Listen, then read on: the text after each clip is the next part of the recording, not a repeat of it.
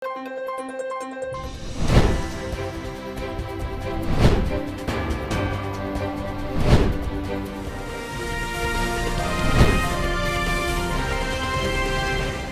पल आपके साथ।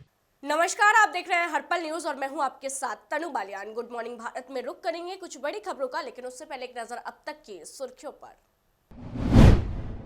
पीएम मोदी का बड़ा ऐलान, 15 से 18 साल के बच्चों को 3 जनवरी से लगेगी कोरोना की वैक्सीन। बुजुर्गों, हेल्थ कर्मियों को दी जाएगी बूस्टर डोज।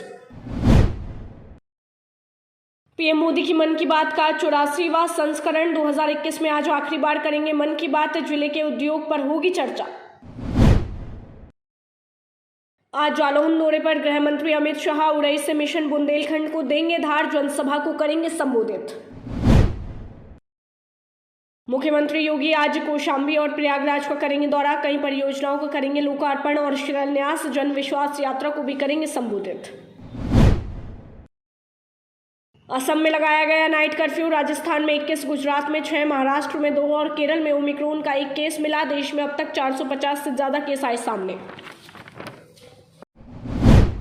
देश में ओमिक्रॉन के बढ़ते खतरे के बीच शनिवार की रात प्रधानमंत्री नरेंद्र मोदी ने लोगों को इस महामारी को लेकर आगाह किया। इसके साथ ही पीएम मोदी ने कहा कि देश के बुजुर्गों, हेल्थ केयर्स और फ्रंटलाइन वर्कर्स को बूस्टर डोज दी जाएगी। इसके अलावा 60 साल से ऊपर के कोमॉर्बिडिटी वाले नागरिकों को डॉक्टर्स की सलाह पर वैक्सीन की प्रिकॉशन डोज का विकल्प उपलब्ध होगा। प्रधानमंत्री मोदी ने कहा कि इसकी शुरुआत अगले महीने यानी 10 जनवरी से होगी। पीएम मोदी की तरफ से बूस्टर डोज को लेकर किए गए इस ऐलान की सभी राजनीतिक दलों के नेताओं ने जमकर तारीफ की है। वहीं क्रिसमस के मौके पर पीएम मोदी ने बच्चों को भी गिफ्ट दिया। उन्होंने कहा कि 15 से 18 साल की आयु के बीच के जो बच्चे हैं, अब उनके लिए देश में वैक्सीनेशन शुरू होगा। अगले साल 3 जनवरी से इसकी शुरुआत की जाएगी। वहीं बीजेपी अध्यक्ष जेपी नड्डा ने बूस्टर डोज के पीएम मोदी के ऐलान को कोरोना के खिलाफ लड़ाई में अहम फैसला बताया है। साथियों, 15 साल से 18 साल की आयु के बीच के जो बच्चे हैं, अब उनके लिए देश में वैक्सीनेशन प्रारंभ होगा। 2022 में 3 जनवरी को सोमवार के दिन से इसकी शुरुआत की जाएगी। ये फैसला कोरोना के खिलाफ देश की लड़ाई को तो मजबूत करेगा ही, स्कूल कॉलेजों में जा रहे हमारे बच्चों की और उनके माता पिता की चिंता भी कम करेगा। साथियों, हम सबका अनुभव है कि जो कोरोना वॉरियर्स हैं, हेल्थ केयर और फ्रंटलाइन वर्कर्स हैं, इस लड़ाई में देश को सुरक्षित रखने में उनका बहुत बड़ा योगदान है। वो आज भी कोरोना के मरीजों की सेवा में अपना बहुत समय बिताते हैं। इसलिए प्रिकॉशन की दृष्टि से सरकार ने निर्णय लिया है कि हेल्थ केयर और फ्रंटलाइन वर्कर्स को वैक्सीन की प्रिकॉशन डोज भी प्रारंभ की जाए। प्रधानमंत्री नरेंद्र मोदी आज मन की बात के जरिए देश को संबोधित करेंगे। हर महीने के आखिरी रविवार को पीएम मोदी मन की बात करते हैं। बता दें कि आज मन की बात का 84वां संस्करण है। ये मन की बात का इस साल का अंतिम कार्यक्रम होगा। पीएम मोदी ने इस महीने की शुरुआत में ट्वीट किया था कि मुझे इस महीने की 26 तारीख को मन की बात के लिए कई इनपुट प्राप्त हो रहे हैं। ये 2021 की आखिरी होगी। प्रधानमंत्री से चर्चा को लेकर यहाँ के औद्योगिक क्षेत्र को भी आस लगी कि क्योंकि यहाँ का औद्योगिक क्षेत्र विभिन्न प्रकार की दिक्कतों से जूझ रहा है। जालौन के उड़ई में रविवार को जिले में पहली बार आ रहे गृह मंत्री अमित शाह उड़ई की धरती से विधानसभा चुनाव के लिए मिशन बुंदेलखंड को धार देंगे। वो करीब 1.25 घंटे तक जिले में रहने के साथ ही लगभग 40 मिनट तक सभा को संबोधित करेंगे। इस दौरान वो पीएम मोदी और सीएम योगी सरकार की उपलब्धियों को गिनाने के साथ विरोधियों पर निशाना साधेंगे। जनसभा में करीब 1 लाख लोगों के पहुंचने का दावा बीजेपी नेता कर रहे हैं। वर्तमान में जालौन की तीनों विधानसभा सीटों पर बीजेपी का कब्जा है। बता दें कि माधोगढ़ से मूलचंद्र, निरंजन कालपी से नरेंद्र सिंह जादौन और सदर सीट से गौरी शंकर वर्मा विधायक है। साथ ही जिला पंचायत अध्यक्ष घनश्याम अनुरागी भी बीजेपी से ही है।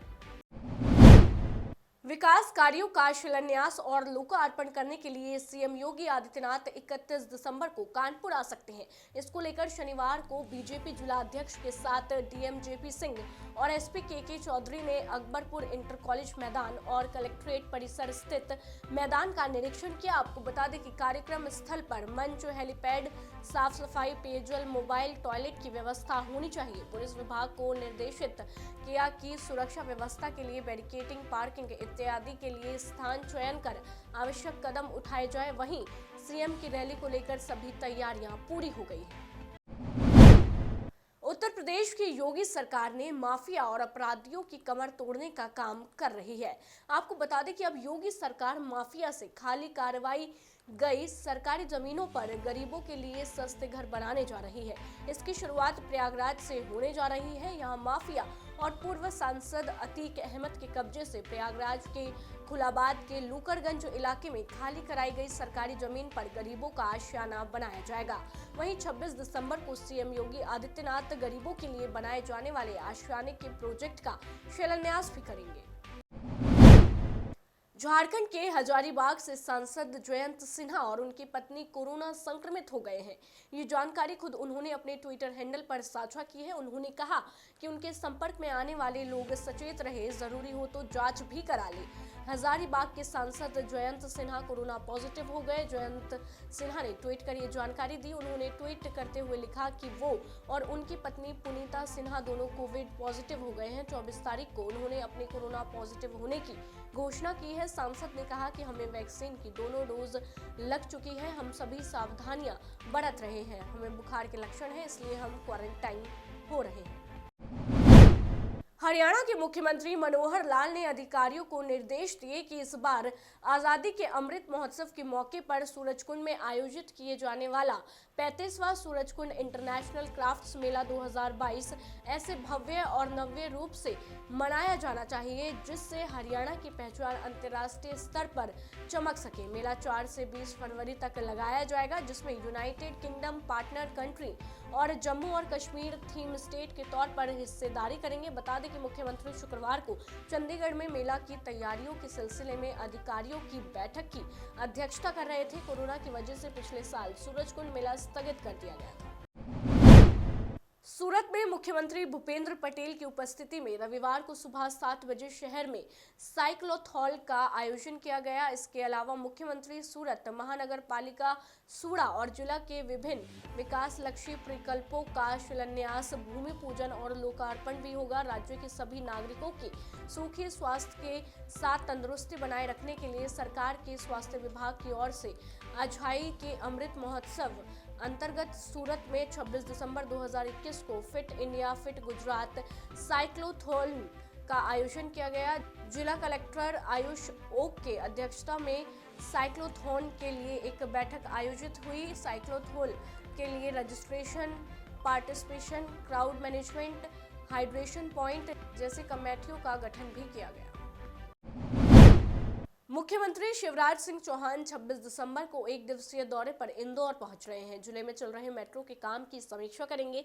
साथ ही 16 एलिवेटेड स्टेशनों का भी भूमि पूजन करेंगे। शहर के चंद्रगुप्त चौराहे पर सबसे पहला मेट्रो स्टेशन बनाया जाएगा। मेट्रो के सेकेंड पेज में बनने वाले 10.9 किलोमीटर के वायडस और 16 एलिवेटेड स्टेशनों का भूमि पूजन मुख्यमंत्री शिवराज सिंह चौहान की ओर से किया जाएगा। बता दें कि गांधीनगर से आईएसबीटी तक मेट्रो के साथ डेट के 79 और बाकी के 7 एलिवेटेड स्टेशन बनाने का कॉन्ट्रैक्ट भी रेल विकास निगम को मिल गया है। आरवीएनएल ने सुपर कॉरिडोर पर कॉस्टिंग यार्ड लेकर काम शुरू कर दिया है। अगले साल होने वाले विधानसभा चुनाव से पहले बीजेपी अध्यक्ष जेपी नड्डा पार्टी की चुनावी रैलियों की समीक्षा के लिए 26 दिसंबर को उत्तराखंड का दौरा करेंगे। इस दौरान जमीनी हालात का जायजा लेने के लिए भाजपा अध्यक्ष कई संगठनिक बैठकें करेंगे। मिली जानकारी के अनुसार नड्डा के उत्तराखंड बीजेपी के नेतृत्व के साथ निर्वाचन क्षेत्रवार विस्तृत चर्चा करने की संभावना है। साथ ही बीजेपी प्रमुख राज्य नेतृत्व की ओर से विभिन्न तरीकों से जमा की गई और एकत्र की गई जमीनी रिपोर्ट पर भी निर्वाचन क्षेत्र के आधार पर विस्तृत चर्चा करेंगे। नड्डा पार्टी के विभिन्न कार्यक्रमों और अभियानों की प्रगति की भी समीक्षा करेंगे और राज्य नेतृत्व से फीडबैक भी लेंगे। उत्तराखंड भाजपा के एक नेता ने कहा, बीजेपी ने पिछले कुछ महीनों में राज्य में कई कार्यक्रम और अभियान शुरू किए हैं। बीजेपी प्रमुख नड्डा तैयारियों की प्रगति की समीक्षा करेंगे और सुझाव देंगे। बीजेपी इस बात पर मंथन कर रही है कि चुनाव से पहले कैसे अधिक से अधिक लोगों तक पहुंचा जाए। दिल्ली की सरोजनी नगर मार्केट को वीकेंड पर ऑड इवन के हिसाब से खोलने का फैसला लिया है, जिसके चलते 26 जनवरी यानी कि आज यहां पर दुकानें ऑड इवन के हिसाब से खुलेंगी। बता दें कि सरोजनी नगर मार्केट में भीड़ की वीडियो तेजी से वायरल हो रही थी, जिसके चलते प्रशासन और ट्रेडर्स के बीच बैठक हुई और ये फैसला लिया गया। आपको बता दें, ओमिक्रॉन के बढ़ते खतरे के बावजूद राजधानी दिल्ली के बाजारों में बढ़ती भीड़भाड़ को लेकर दिल्ली हाईकोर्ट नाराज है। हाईकोर्ट ने सरोजनी नगर में भीड़भाड़ के वायरल वीडियो को देखकर नाराजगी जताते हुए सरोजनी नगर के एसएचओ को तलब कर फटकार लगाई थी। राष्ट्रीय राजधानी में वायु प्रदूषण की स्थिति में मामूली सुधार हुआ है। शनिवार को सुबह को हवा की गुणवत्ता में सुधार हुआ और AQI 398 पर बहुत खराब श्रेणी में पहुंच गया। एक दिन पहले शुक्रवार को AQI 427 के साथ गंभीर हो गया था। बता दें कि PM10 प्रमुख प्रदूषक बना हुआ है। जानकारी के मुताबिक दिल्ली विश्वविद्यालय, Pusa, Lodhi road, Mathura road, IIT Delhi और इंदिरा गांधी अंतर्राष्ट्रीय हवाई अड्डे सहित राष्ट्रीय राजधानी के कई इलाकों में वायु गुणवत्ता खराब श्रेणी में दर्ज की गई। इससे पहले दिल्ली के पर्यावरण मंत्री गोपाल राय ने कहा कि निर्माण से संबंधित गतिविधियों के लिए प्रदूषण नियंत्रण की निगरानी के लिए दिल्ली के 11 जिलों में से प्रत्येक के लिए अलग अलग रात्रि गश्ती दल गठित किए गए हैं। NCR में वायु प्रदूषण की स्थिति दिल्ली से अलग नहीं है। गुरुग्राम और नोएडा में भी शनिवार सुबह हवा की गुणवत्ता बहुत खराब और गंभीर श्रेणी में दर्ज की गई है। AQI 365 और 404 पर पहुंच गया है। राजधानी दिल्ली समेत उत्तर भारत के कई राज्यों में कड़ाके की ठंड जारी है। जम्मू कश्मीर, लद्दाख और उत्तराखंड में कई जगह तापमान माइनस में चला गया है। हालांकि हवाओं के थमने से दिल्ली में ठंडक से कुछ राहत जरूर मिली है, लेकिन मौसम विभाग के मुताबिक 26 दिसंबर से दिल्ली और उसके आसपास के इलाकों में ठंड में इजाफा होगा। वहीं दिल्ली में न्यूनतम तापमान 4.4 डिग्री सेल्सियस दर्ज किया गया। मौसम विभाग के मुताबिक वेस्टर्न डिस्टर्बेंस का असर जल्द ही दिल्ली NCR पर पड़ने का अंदेशा जताया है। मौजूदा समय में ईरान और पाकिस्तान की तरफ से बादलों का टर्फ भारत के उत्तर पश्चिमी राज्यों की तरफ बढ़ रहा है, जिसके बाद सोमवार से पंजाब, हरियाणा, जम्मू कश्मीर, हिमाचल प्रदेश, गुजरात में बारिश और बर्फबारी होने का अंदेशा है। जनवरी के पहले पखवाड़े में इससे भीषण ठंड पड़ेगी। कोरोना के नए वेरिएंट ओमिक्रॉन और तीसरी लहर की संभावना को लेकर बिहार में तैयारी की जा रही है। दूसरी लहर की तरह बड़े स्तर पर निगरानी की तैयारी चल रही है, जिसके लिए स्वास्थ्य विभाग ने 80 अधिकारियों की 6 टीमें बनाई हैं। इन टीमों को कोरोना संक्रमण की निगरानी के साथ अस्पतालों की व्यवस्था की जिम्मेदारी भी दी गई है। कोरोना को लेकर नई गाइडलाइन के अनुसार अब कोई भी रिपोर्ट पॉजिटिव आती है तो जिले के DM को इसकी सूचना तुरंत दी जाएगी। आपको बता दें, आदेश में कहा गया है कि संक्रमण की मौजूदा स्थिति और संभावित वेब को ध्यान में रखते हुए संक्रमण को रोकने के लिए व्यवस्था बनाई जा रही है। दूसरी लहर के बाद कोरोना की तीसरी लहर के लिए सरकार ने फंड की व्यवस्था भी कर ली है। दिल्ली जल बोर्ड ने शनिवार को जानकारी दी है कि भूमिगत जलाशयों और पंपिंग स्टेशनों की वार्षिक सफाई की वजह से 27 दिसंबर को कुछ पौष इलाकों समेत दिल्ली के कई इलाकों में पानी आपूर्ति प्रभावित रहेगी। जल बोर्ड ने कहा कि निवासियों को सलाह दी जाती है कि पर्याप्त मात्रा में पानी का स्टॉक करें और जरूरत पड़ने पर लोग 1916 सेंट्रल कंट्रोल रूम में कॉल करके पानी के टैंकर को मंगा सकते हैं।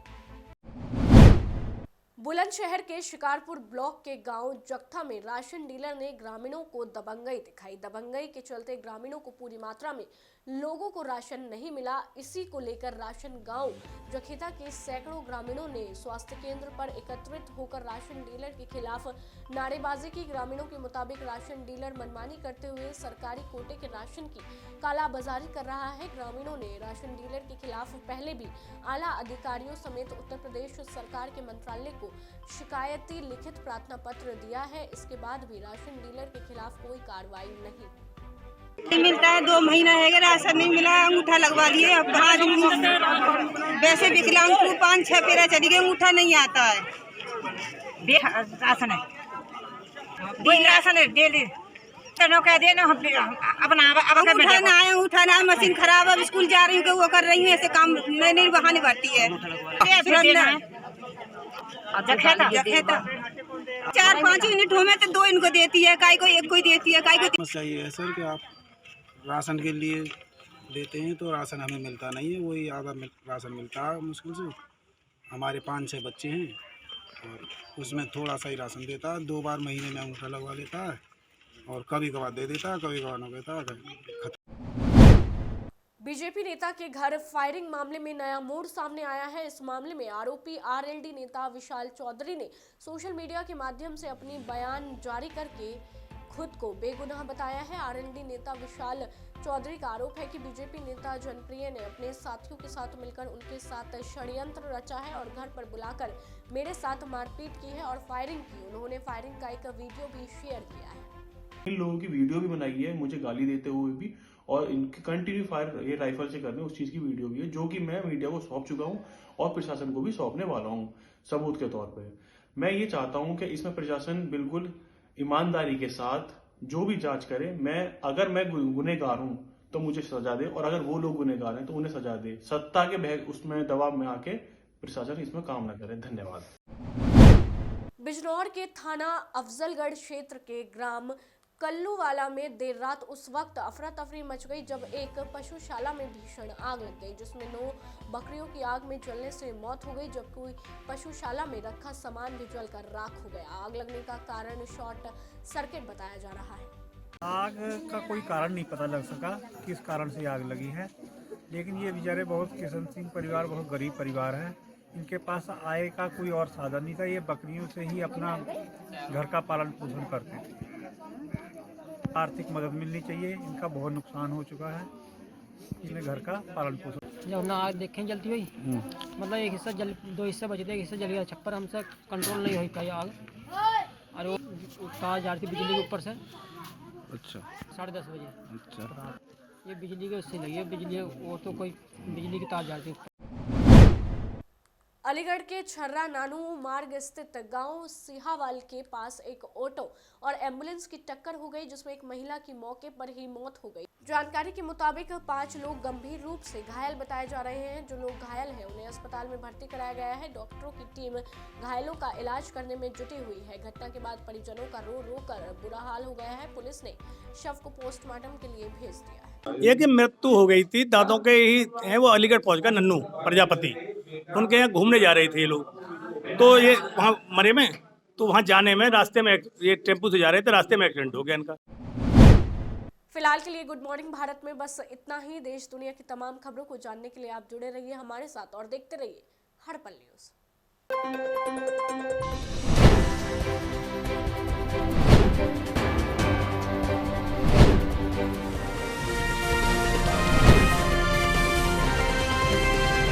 हर पल आपके साथ।